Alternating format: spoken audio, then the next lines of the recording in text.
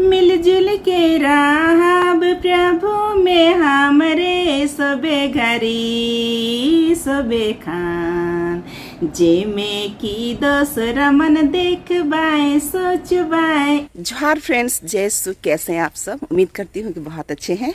मैं भी अच्छी हूँ फ्रेंड्स।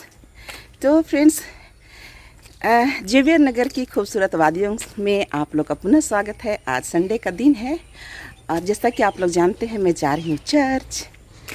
अभी 6:30 बजे से यहाँ चर्च शुरू होता है और 6:30 बजने ही वाला है फ्रेंड्स। सारे लोग जा चुके हैं और अब मैं जा रही हूँ। मुझे लगता है कि मेरी मिता भी चली गई होगी। तो फ्रेंड्स, आज का मैं सुसमाचार में आप लोग को बताऊँगी, क्योंकि मेन तो हमारा सुसमाचार ही है और प्रभु भोज है, तो प्रभु भोज तो मैं लेकर के आऊँगी, लेकिन आप लोग के लिए मैं सुसमाचार बताऊँगी फ्रेंड्स।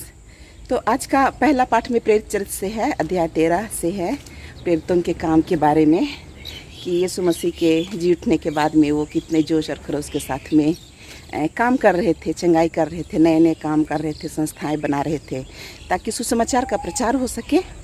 और दूसरा पाठ में फ्रेंड्स प्रकाशना ग्रंथ से है, इसमें नई पृथ्वी और नई आकाश का जिक्र किया हुआ है। तो आज प्रवेश में इस तरह का गाना चाहिए।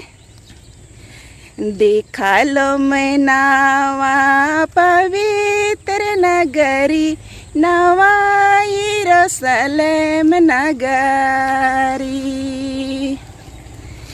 देखा लो मैं नवा पवित्र नगरी, नवा यरूशलेम नगरी।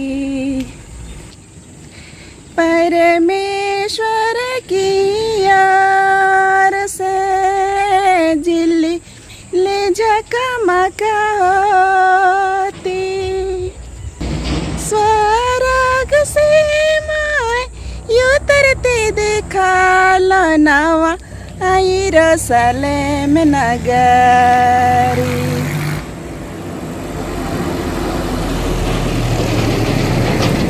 देखा लो मैं नवा पवित्र नगरी, नवा यरूशलेम नगरी। देखा लो मैं नवा पवित्र नगरी, नवा यरूशलेम नगरी। तो फ्रेंड्स, बने रहिएगा ब्लॉग में।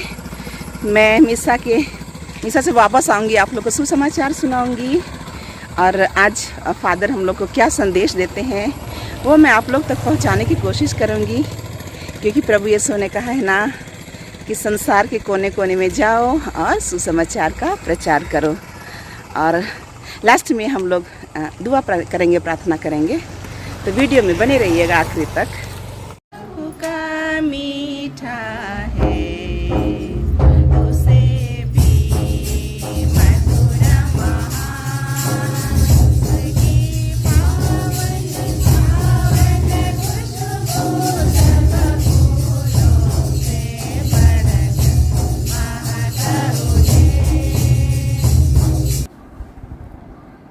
तो फ्रेंड्स, हम लोग का मिसा ख़त्म हो गया है, हम लोग अब घर आ गए हैं। तो फ्रेंड्स, आज का पहला पाठ में था प्रेरित चरित्र से और उसमें पौलुस और बरनाबस जैसे चेलों का जिक्र किया हुआ है। फ्रेंड्स, जब पवित्र आत्मा उतरती है चेलों पर और वो भिन्न भिन्न भाषाओं से लैस हो जाते हैं और वो लोग बहुत जोश और उत्साह के साथ में प्रेरित कार्य करते हैं, प्रचार का काम करते हैं, सुसमाचार का प्रचार का काम करने लगते हैं। तो फ्रेंड्स, बहुत जगह ऐसा होता है ना कि लोग उनकी बातों को सुनते थे, समझते थे, और बहुत ऐसा जगह थे जहाँ पर लोग उनकी बातों को नहीं ही सुनते थे और कहीं कहीं दो गुट में लोग हो गए और कहीं कहीं तो चेलों पर पथराव का प्लानिंग करने लगे। तो पौलुस और बरनबास अलग अलग जगह पर जा रहे थे। वो थोड़ा निडर थे ज़्यादा ही, और अलग अलग जगह में जा रहे थे, सुसमाचार का प्रचार कर रहे थे, और उन्हें कलीसिया भी बनाना था, लोगों का समूह बनाना था, उनका अध्यक्ष बनाना था।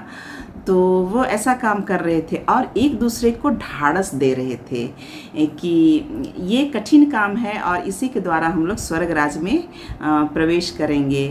तो हम लोग को कठिनाई का सामना करना पड़ेगा, लेकिन फिर भी हम लोग को विश्वास में दृढ़ रहना पड़ेगा और एक दूसरे को साथ देते हुए आगे चलना पड़ेगा। तो और दूसरा पाठ में है, प्रकाशना ग्रंथ से है, तो उसमें यही है कि यूहन को दर्शन मिलता है कि पृथ्वी खत्म हो गई है, आसमान और पृथ्वी खत्म हो गए हैं, एक नई पृथ्वी और एक नया आकाश बनता है, और स्वर्ग से परमेश्वर की ओर से एक नया यरूशलेम वो नीचे उतरता है और वो दुल्हन की तरह सजा हुआ रहता है, और ईश्वर वहाँ रहते हैं और ईश्वर राज करते हैं, अपने लोगों के साथ में रहते हैं, और वहाँ पे न भूख है, न प्यास है, न दुख तकलीफ है, वहाँ दुनियादारी ऐसी कोई बात नहीं है। तो वहाँ पे सबके आंसू पोंछ दिए जाएंगे और सब कुछ नई हो गई है, मैं सब कुछ को नया कर देता हूँ, ईश्वर ऐसा बोलते हैं। तो एक नई दुनिया होगी। ये जो संसार है ना, ये क्षणभंगुर है फ्रेंड्स। तो यहाँ जितनी भी चीज़ें हैं वो आज ना कल ख़त्म हो जाएंगी, हमारा जीवन भी ख़त्म हो जाएगा, लेकिन एक हमारा डेस्टिनी है फ्रेंड्स, एक मंजिल है, आखिरी जो मंजिल है ना वही हमारा डेस्टिनी है, और वही है स्वर्ग राज। एक नवीन यरूशलेम उतरेगा, आएगा, और वहाँ हम लोग परमेश्वर के साथ में रहेंगे और परमेश्वर की स्तुति और महिमा गाएंगे। वहाँ सब कुछ नया हो जाएगा। दुनियादारी जैसे यहाँ छल कपट लोभ लालच मृत्यु ऐसा कोई चीज़ नहीं रहेगी। वहाँ पे आनंद ही आनंद होगा, और वो अनंत काल तक रहेगा, वो हमेशा के लिए रहेगा, वो क्षणभंगुर नहीं रहेगा। तो यही है असली सुसमाचार, और यही हमारा है डेस्टिनी। जो हम लोग जीवन में जो पुण्य काम कर रहे हैं या जो कुछ भी कर रहे हैं, तो ये एक रास्ता है हमारा, और हमारा डेस्टिनी है स्वर्ग राज, नवीन यरूशलेम और ईश्वर, और एक नई दुनिया में हम लोग रहेंगे, ऐसा है। और सुसमाचार में क्या है ना कि यीशु का जब आखिरी समय आता है तो वो चेलों को बताते हैं कि अब मैं यहाँ से चला जाऊँगा, आप लोग के साथ में नहीं रहूँगा। तो चेले बड़ा आश्चर्य होकर पूछते हैं कि यीशु आप कहाँ जा रहे हैं? तो बोलते हैं कि मैं जाऊँगा जहाँ तुम लोग नहीं आ सकते हो, लेकिन तुम लोग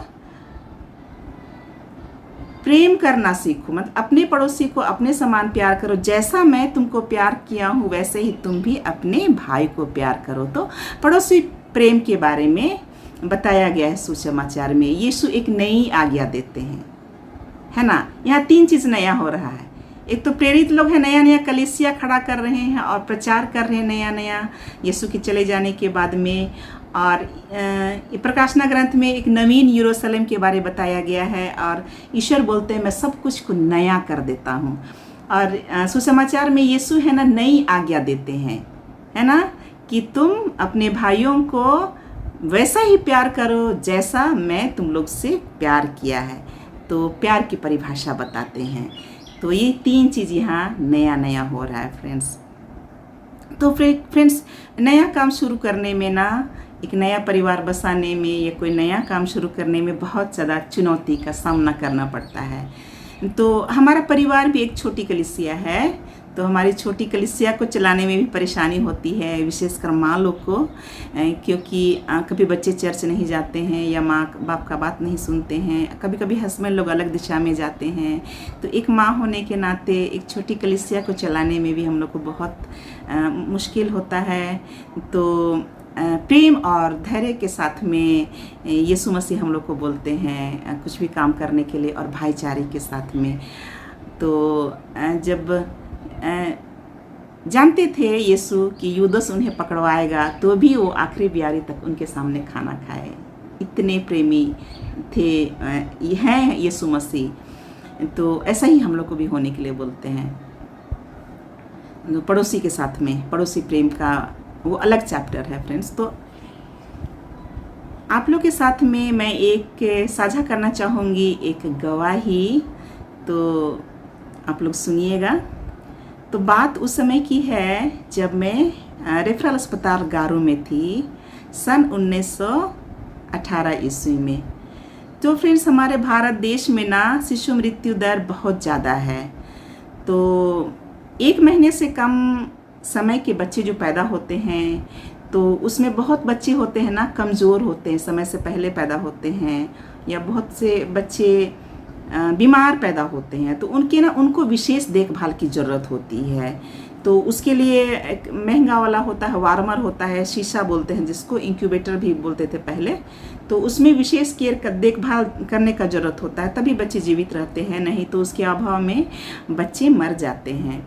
तो उसको एसएनसीयू यूनिट बोलते हैं। तो हमारे लातेहार ज़िला में एसएनसीयू यूनिट नहीं था उस समय, जस्ट नया नया बना हुआ था। तो हम लोग रेफ़र करते थे बच्चे को, या तो पलामू मेडिकल कॉलेज रेफ़र करते थे या रांची रेफ़र करते थे। तो बहुत लंबा सफ़र होता था बच्चे को। एक छोटा बच्चा जो अभी भी पैदा हुआ है, अभी भी दुनिया में आया है, अभी भी सांस लिया है और वो बीमार है, उसको हम लोग अगर रांची रेफ़र करते हैं तो 3 घंटा होते ना बच्चे ऐसे भी ख़त्म हो जाते, या तो फिर बहुत ज़्यादा सीरियस हो जाते थे। तो ये बहुत सीरियस इशू था हमारे लातेहार ज़िला के लिए। तो सरकार का अच्छा पहल था, एक एसएनसीयू बना, एकदम चकाचक नया मॉडल का 12 बेड का एसएनसीयू बना फ्रेंड्स। तो उसका उद्घाटन भी हो गया, लेकिन उसमें बच्चे भर्ती नहीं हो पा रहे थे, क्योंकि पीडियाट्रिशियन ना, बच्चे का जो स्पेशलिस्ट होते हैं, वो उनका पोस्टिंग हमारे यहाँ नहीं था लातेहार ज़िला में। तो उसकी वजह से बच्चों का भर्ती नहीं हो पा रहा था।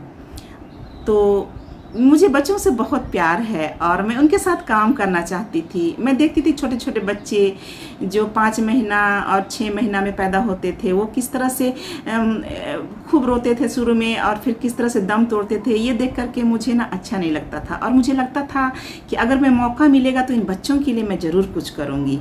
तो एक मौका मिला एसएनसीयू में काम करने का, और मैं ये खुद ही मांग की थी कि मुझे वहाँ ड्यूटी कीजिए, मैं वहाँ काम करना चाहती हूँ, ऐसा बोल करके। तो सिविल सर्जन साहब से मेरी मुलाकात हुई पहली। तो उन्होंने पूछा, तो क्या जी तुम कर पाओगी ये काम? तो मैंने बोला जी सर, कोशिश तो कर ही सकते हैं और मुझे विश्वास है कि मैं ये काम कर लूँगी। तो 2-3 बार पूछते हैं सिविल सर्जन साहब, क्या तुम कर पाओगे ये काम?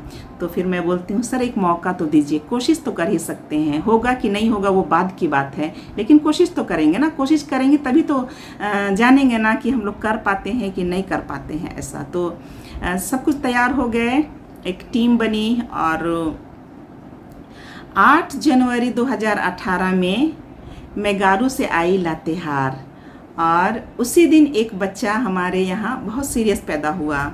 वो बच्चा ना बुरी तरह कराह रहा था और दूध नहीं पी रहा था। तो फ्रेंड्स, जस्ट नया नया एसएनसीयू था, मशीन सब था नए नए, लेकिन छोटी छोटी ज़रूरत की चीज़ थी ना, वो अभी तक उपलब्ध नहीं हो पाई थी, चूँकि काम शुरू नहीं हुआ था ना। तो ऐसा था, लेकिन हम लोग भर्ती किए, चलिए आज बोहनी किया जाए, आज शुरू किया जाए। तो उस बच्ची की माँ का नाम था सोमरी देवी, और हम लोग उसी का नाम, माँ का नाम के नाम से भर्ती करते हैं। तो बेड नंबर 5 में वो बच्चा हम लोग भर्ती किए। तो नया नया था ना, हम लोग भी सीख रहे थे और बहुत सारी चीज़ों को इधर और उधर से जमा कर रहे थे। तो बहुत से डॉक्टर्स को मन में शंका भी हो रही थी कि बच्चा का डॉक्टर नहीं है और यहाँ शुरू हो रहा है, कैसा हो रहा है, क्या होगा कैसा नहीं।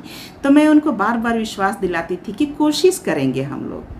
तो एक डॉक्टर क्या बोलते हैं कि भर्ती करो जी रीना, बच्चा तो मरबे करेगा, ऐसी बात। तो मैं बोली कि सर आप ऐसी बात कैसे कर सकते हैं, इतनी अशुभ बात मत बोलिए, शुभ शुभ बोलिए कम से कम। अगर हम लोग नहीं सकेंगे तो हम लोग रेफ़र भी करेंगे, बहुत ऑप्शन है, हम लोग कोशिश तो करेंगे। जो बच्चा 3 घंटे में रांची पहुंचता है तो हम लोग उसको 5 मिनट में, 3 मिनट में हम लोग तुरंत इलाज देंगे, तो उसका फ़ायदा तो ज़रूर होगा ना सर, ऐसा बोल करके। तो सर भी बोलते हैं कि चलो शुरू करते हैं। तो हम लोग बच्चे को भर्ती करते हैं, हम लोग इलाज शुरू करते हैं, और काफ़ी कठिनाई का सामना करना फ्रेंड्स पड़ा। और इस दौरान ना मैं प्रार्थना करती थी बच्चे के पास खड़ा होकर के कि हे ईश्वर, ये एसएनसीयू का पहला बच्चा है, इसे आप ठीक कर दीजिए, इस पर आप दया कीजिए, आप अपनी चंगाई दीजिए इस बच्चे को, कोशिश हम लोग कर रहे हैं, बस आपकी कृपा की ज़रूरत है। ये बच्चा जब ठीक हो जाएगा तो लोगों का विश्वास बनेगा, लोगों का विश्वास बनेगा और फिर पटरी पर आ जाएगी, धीरे धीरे सारा काम होने लगेगा। ये बोहनी है, प्रभु इस बच्चे पर दया कर और हमारी काम को सफल कर, हमारे हाथ को आशीष दे, डॉक्टर्स को आशीष दे और जितने भी सिस्टर यहाँ काम करते हैं प्रभु उन पर आशीष दे। मैं ऐसा दिल से प्रार्थना करती थी। वो बच्चा ना बहुत ज़्यादा उसको दिक्कत था, बहुत। हम लोग तो नया नया थे तो हम लोग को और दिक्कत महसूस होता था। बच्चा साए साए साए आवाज़ उसका आता था, रात में एकदम सीटी मारने से बच्चा का गले से आवाज़ आता था और अनुभव की कमी थी तो और डर भी लगता था और क्या करें ज़्यादा समझ भी नहीं आता था। लेकिन फिर भी हम लोग तो ठान लिए थे कि इसको करना ही है, क्योंकि वो बच्चा रेफर जाने वाला नहीं था। वो लोग गरीब लोग थे तो हर हाल में हम लोग के पास में रहने के लिए वो लोग तैयार थे। तो ऐसा हम लोग इलाज शुरू किए, फिर एक टीम बना, तो नया नया जोश था। तो एक टीम वर्क से कुछ भी काम होता है, लेकिन मेन तो थी मैं वहाँ पे। तो कभी कभी रात दिन ड्यूटी करना पड़ता था, तो कभी कभी ना मैं हौसला हार जाती थी। एक बार मैं हौसला हार गई और उसकी माँ को बोली कि से सुनो ना, ये बच्चा तो बहुत सीरियस है, उसको ले जाओ कहीं रांची इलाज करने के लिए। तो उसकी माँ बोलती कि हमारे पास पैसा है, हम नहीं जा सकते हैं। तो फिर मैं एक बार ऐसा भी बोल दी कि इसको घर लेके जाओ, क्योंकि ऐसे भी ये बच्चा पता नहीं जिएगा कि नहीं जिएगा। मुझे तो नहीं लगता कि ये बच्चा जिएगा, क्योंकि ये बच्चा बहुत सीरियस है और देख रही कैसा आवाज़ कर रहा है। तो ऐसा बोल करके तो उसकी माँ चुपचाप खड़ी होती है, मेरे तरफ आश्चर्य से देखती है, अब कुछ बोलती नहीं है। लेकिन उसके अंदर में एक हिम्मत था, विश्वास था, वो अडिग खड़ी थी, हाँ ना कुछ नहीं बोली। अब उसका हौसला और विश्वास देख करके फिर मुझे थोड़ा सा हौसला आया। जब इसकी माँ को हौसला है तो फिर मुझे क्यों हौसला हारना चाहिए। फिर मैं कुछ नहीं बोली, फिर हम लोग और कोशिश करने लगे बच्चे को इलाज करने के लिए। तो फिर एक समय आया ना कि उसकी माँ हिम्मत हार गई, क्योंकि उसके हस्बैंड शराब पीते थे और गाली गलौज करते थे, कभी कभी मारपीट भी करते थे।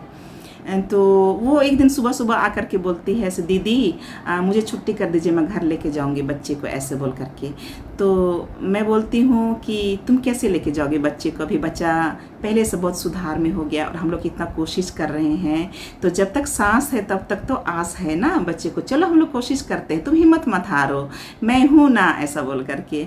तो वो फिर रह जाती है। तो ऐसा ही चलता था। जब मैं होपलेस हो जाती थी तो माँ मुझे सांत्वना देती थी, जब उसकी माँ होपलेस हो जाती थी तो मैं सांत्वना देती थी, और डॉक्टर्स का भी सहयोग था। तो इस तरह से बच्चे का इलाज चल रहा था। तो काफ़ी लंबा समय लगा बच्चा का इलाज करने में, और बच्चा ना कमज़ोर बहुत हो गया था, क्योंकि बहुत बीमार था और हम लोग जितना जानते थे उतना इलाज कर रहे थे। हाँ, लेकिन इतना हो गया था कि बच्चा स्टेबल हो गया और माँ का दूध पीने लगा था।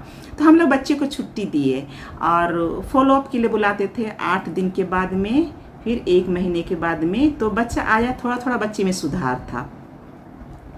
फिर एक दिन ऐसा हुआ ना फ्रेंड्स कि वो 3 महीने के बाद में बच्चे को लेकर के आई, और वो बच्चा वही सोमरी देवी का बच्चा, मोटा मोटा हाथ पैर हुआ, एकदम स्वस्थ बच्चा।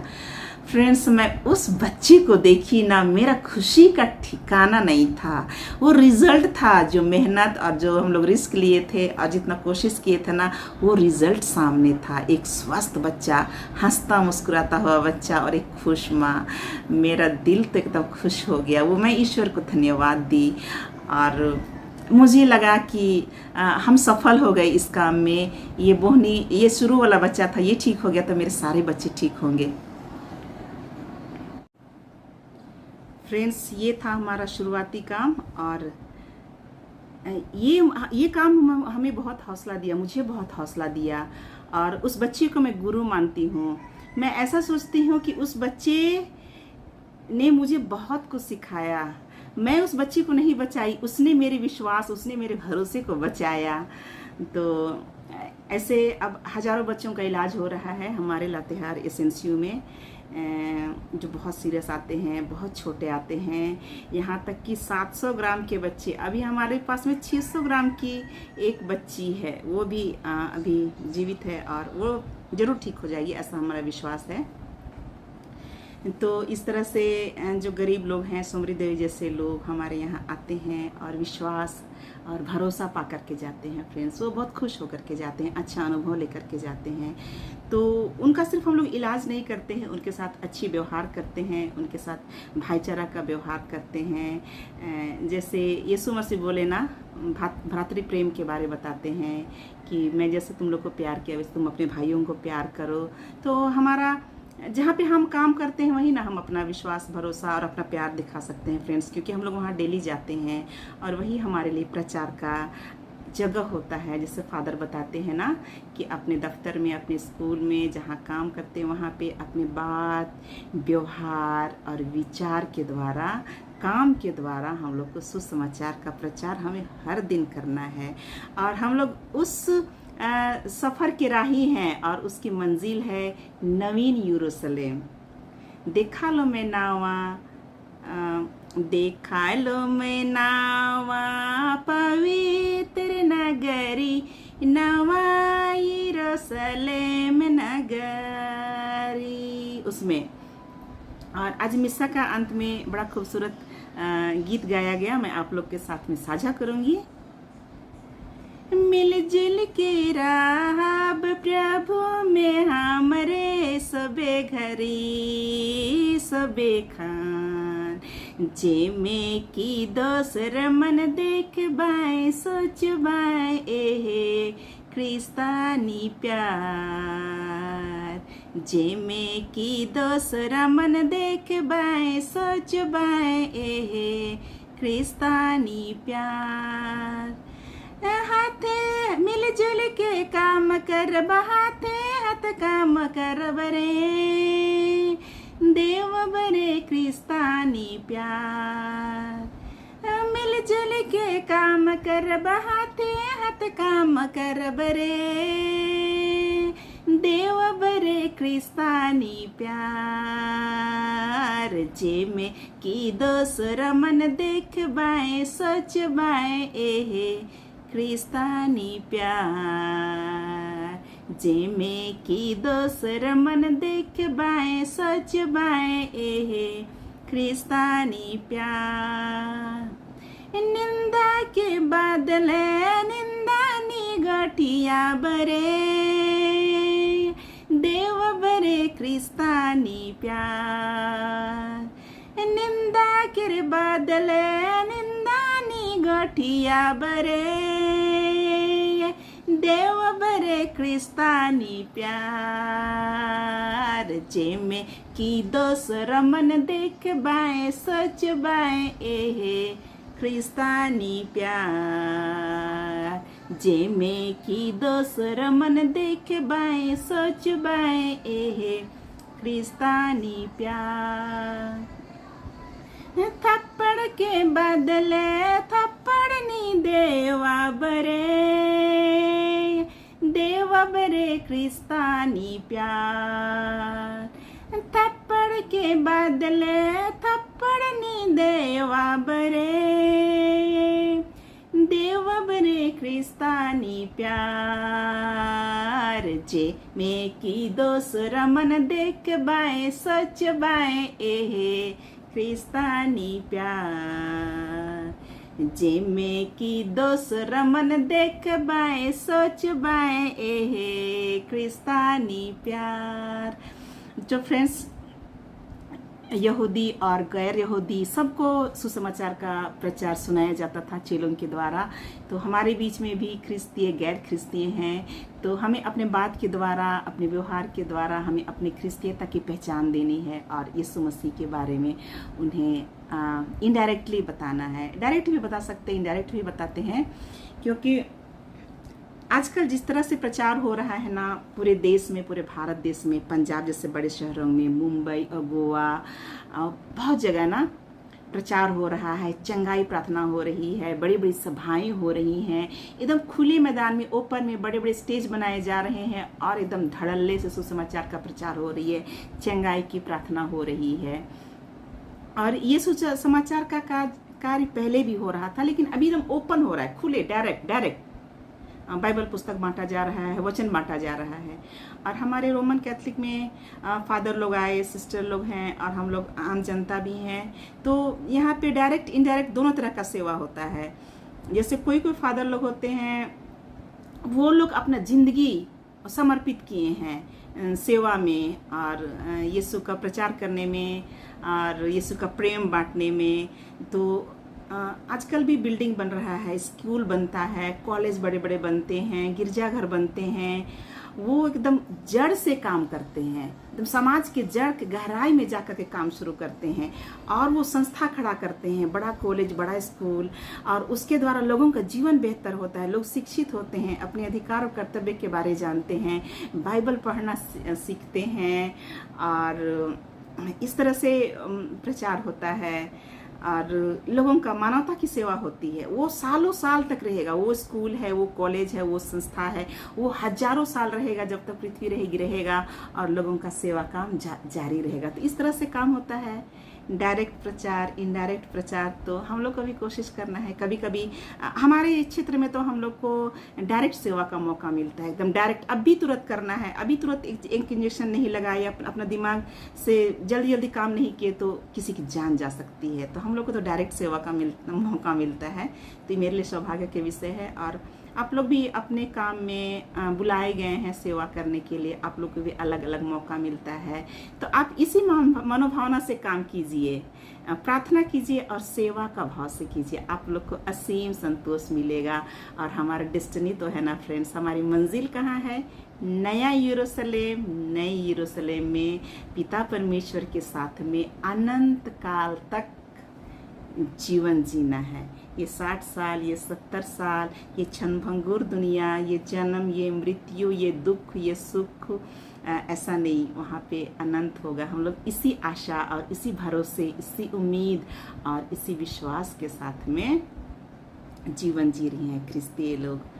तो आइए मैं आप लोग के लिए प्रार्थना करती हूँ कि आप लोग जहाँ कहीं भी हैं, अपने मिशन में, अपने काम के क्षेत्र में, जो हाउसवाइफ हैं या खेती बाड़ी में काम करते हैं, हर किसी को ईश्वर आशीष दे और हर किसी को पवित्र आत्मा भेजे ताकि हम सुसमाचार का प्रचार कर सके और अपने जीवन में यीशु के कार्यकलापों को हम लोग अमल कर सके। वो यीशु ने कहा है कि मैं जैसे तुमको प्यार करता हूँ वैसे तुम भी अपने भाई को प्यार करो, पड़ोसी को प्रेम करो। तो हम लोग अपने जीवन में प्रेम का अनुभव करेंगे, प्रेम पाएंगे और प्रेम बांटेंगे। तो इस तरह का नया समाज हम लोग बनाएंगे। तो इन्हीं शुभकामना और आशीर्वाद के साथ में आज के वीडियो में इतना ही। मिलते हैं अगले वीडियो में, अगले प्रवचन और अगले साक्षी की गवाही के साथ में। तब तक के लिए बाय बाय।